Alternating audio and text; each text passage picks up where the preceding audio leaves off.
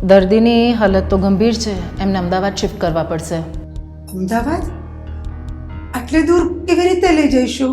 ચિંતા ન કરશો.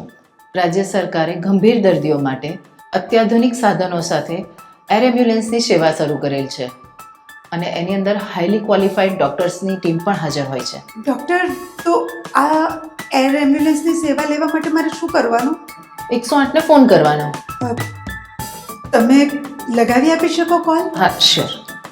નમસ્તે, 108 ઇમરજન્સી સેવાથી વાત કરું છું. ઇમરજન્સી છે સર આપને કોઈ? હા, મારે એર એમ્બ્યુલન્સની જરૂર છે. આપને એર એમ્બ્યુલન્સની સુવિધા મળી રહેશે, ચિંતા ના કરશો.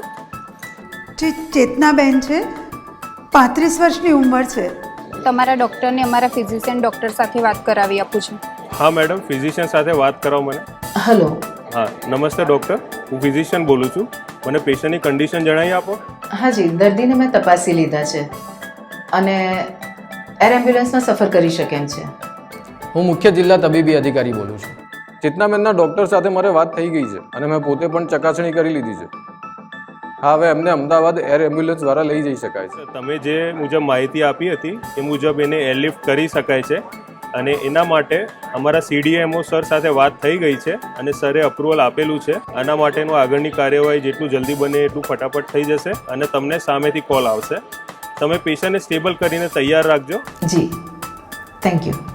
નમસ્તે સર, 108 કંટ્રોલ રૂમમાંથી વાત કરું છું. હું ગુજસેલમાંથી બોલું છું. અમારી પાસે એર એમ્બ્યુલન્સની સર્વિસ માટેનો એક કોલ આવેલો છે, જેની બધી જ માહિતી પેશન્ટની અમે નોંધી લીધી છે અને એ આપને ઓનલાઈન મોકલી આપવામાં આવી છે. પેશન્ટના રિલેટિવ સાથે વાત થઈ છે અને જે પ્રમાણે વિગત મળી છે અમે એર એમ્બ્યુલન્સની વ્યવસ્થા કરી દીધી છે. સાથે સાથે અમે રોડ એમ્બ્યુલન્સ 108 પેશન્ટ માટે મોકલી આપી છે. ગુજરાત સરકારની એર એમ્બ્યુલન્સ સેવાઓ એરપોર્ટથી એરપોર્ટ સુધીની છે. એર એમ્બ્યુલન્સની સેવા વહેલા તે પહેલાના ધોરણે છે.